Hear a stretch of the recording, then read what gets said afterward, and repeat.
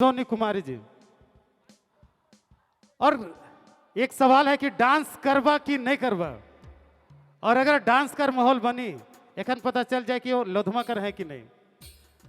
कहते हैं हवाओं के रुख को कोई रोक नहीं सकता, दिल में जज्बा हो चांद को छूने का तो कोई रोक नहीं सकता।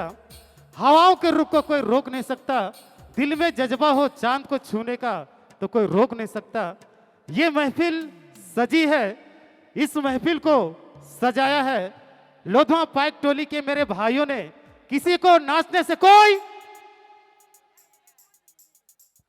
मतलब सही में एखन तक नहीं आया जान, किसी को नाचने से कोई सबकर बराबर एक ले हम तो ले रौर कर बीच मिस सोनी कुमारी जी।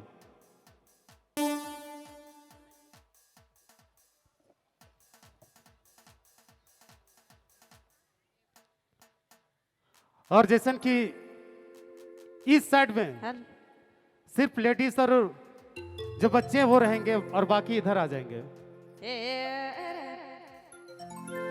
जतई आवल माय बाप सबके हमर बटले जमे जमा जमा ए साजनी साजनी साजनी साजनी गई साजनी ए साजनी उमापति महादेव ए साजनी उमापति महादेव बड़ी रिजुआ रे गई साजनी।